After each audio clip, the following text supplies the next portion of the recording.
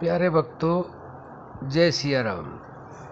प्यारे भक्तों, बार बार ऐसे कमेंट आते हैं कि हम राम नाम जप करते हैं और ज़्यादा समय भी करते हैं, लेकिन हमें कोई फ़ायदा नहीं होता, फ़ायदा भी नहीं होता और कोई हमारी जो परेशानी है वो भी दूर नहीं होती। तो ऐसा क्या कारण है? तो आज हम आपको यह समझाने का प्रयास करेंगे कि ऐसा क्या कारण है। आप ध्यान से एकाग्रचित होकर के सुना करें। तो आप इस चीज़ को समझिए कि आपको कोई भी चीज़ दी गई है तो उसका एकदम तो फल मिलेगा नहीं। जैसे बच्चा पैदा होता है तो एकदम से तो बड़ा होता नहीं है, जवान होता नहीं है, समय लगता है। ऐसे ही जब हम भक्ति मार्ग में आते हैं तो भक्ति मार्ग में आने के बाद हम चाहते हैं कि बस हमने भक्ति मार्ग पर आगे और राम नाम की शुरुआत कर दी और बस अब तो हमारे जो है ना सारे काम बनने लगे, जो हम चाहें वो हो जाए।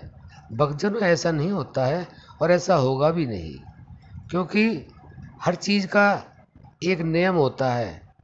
जैसे इस दुनिया में भी जैसे नियम है, ऐसे परमात्मा के यहाँ भी नियम है। पहली बात तो यह है कि अभी आपने उस नाम को जाना नहीं है कि राम नाम क्या है, जिसको ये कहते हैं कि राम से बड़ा राम का नाम। पहले उसको आप जान लो, और जब उसको जान लेंगे और फिर उसका आप अभ्यास करेंगे तो आपको ज़रूर ज़रूर ज़रूर हर तरह की सफलता मिलेगी। ऐसा नहीं है आपको सफलता नहीं मिलेगी, क्योंकि जब हम इस संसार में, इस दुनिया में कोई भी कार्य करते हैं तो कभी असफलता कभी सफलता मिलती है। तो वो तो परम का धाम है, उसमें तो सफलता ही सफलता है, उसमें तो असफलता है ही नहीं। तो इसलिए जितना आपने जाना है उसका आप अभ्यास करो। देखो, जैसे लकड़ी के अंदर जो है ना अग्नि है, और जब तक उस लकड़ी को आप जलाओगे नहीं तो अग्नि कहाँ से निकलेगी। अग्नि है, लेकिन जलाने का प्रयास आप करोगे तभी तो जलेगी।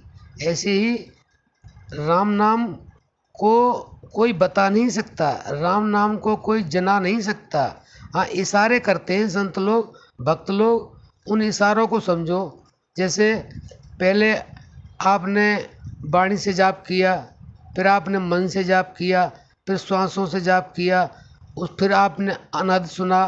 तो ये सारी प्रक्रियाएं हैं, जब धीरे धीरे आप लगातार करते रहोगे तो पहले आपको थोड़ा बहुत फ़ायदा होगा, फिर और आगे बढ़ोगे और फ़ायदा होगा, और आगे बढ़ोगे और फ़ायदा होगा। ऐसे ही आप बढ़ते चले जाओगे। अब बीज को हमने ज़मीन में बो दिया, पहले अंकुर निकलेगा, फिर थोड़ा और बड़ा होगा, फिर उस पर फूल आएगा, फिर तभी तो फल आएगा। तो इस तरह से हम लोग क्या करते हैं, हम लोग थोड़ा बहुत करते हैं और हमें कुछ मिलता नहीं है तो हम छोड़ देते हैं। इसलिए हमें बस असफलता ही नज़र आती है। और राम का जो नाम है एक बार जान लोगे तो उसे भाव को भाव जपे जो प्राणी, भाव को भाव जपे जो प्राणी, होय अवश्य भव बंधन हानि। तो ये दोहा ये कह रहा है कि भाव से को भाव से कैसे ही अगर आपने राम नाम को जान लिया और उसका बिना भाव के भी, वैसे तो भाव से जपना चाहिए लेकिन बिना भाव के भी अगर उसका जाप करोगे, उसका ध्यान करोगे तो आपको अवश्य सब कुछ मिलेगा जो आप चाहते हैं। इसलिए पहले आप उसको जानो। अब आप ये कहेंगे उसको जाने कैसे? जो आपको मन के द्वारा जाप करने के लिए बताया गया है, श्वासों के द्वारा जाप करने के लिए बताया गया है, जब आप निरंतरता से उस जाप को अखंड रीति से करेंगे तो उसके अंदर से राम नाम निकलेगा। वो बताया नहीं जा सकता है, वो समझाया नहीं जा सकता है, वो दिखाया नहीं जा सकता है, चाहे कोई भी हो। जैसे माँ अपने बच्चे को दूध पिला तो सकती है लेकिन उसके हिस्से का पी नहीं सकती है।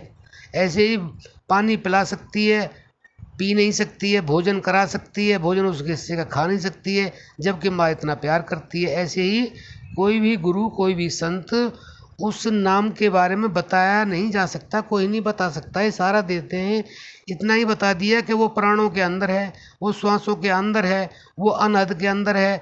तो जितना आप अभ्यास करोगे उसकी आपको अपने आप प्राप्ति होगी, और जब प्राप्ति हो जाएगी तो आप सर्वगुण संपन्न हो जाओगे। तो इसलिए प्रेमी सज्जनों, मेरे प्यारे भक्तों, आप इस बात को समझें, जो आप कर रहे हैं आप निरंतरता से करें। माता जी ऐसी वीडियो डालती रहती हैं, इतने स्पष्ट रूप से समझाती हैं, आप समझने का प्रयास करें तो आपको सब कुछ मिलेगा। क्योंकि देखो, हमारी ओम जय जगदीश हरे एक आरती है, उसमें आता है, तुम हो सबके प्राणपति, तुम हो एक अगोचर सबके प्राणपति, किस विधि मिलूं दयालु मैं तुमको कुमति।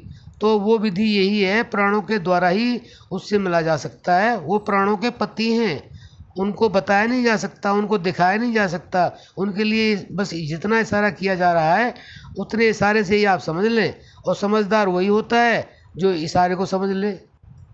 तो प्यारे भक्तों, आप समझ गए होंगे। आज के लिए सिर्फ इतना ही। जय सिया राम।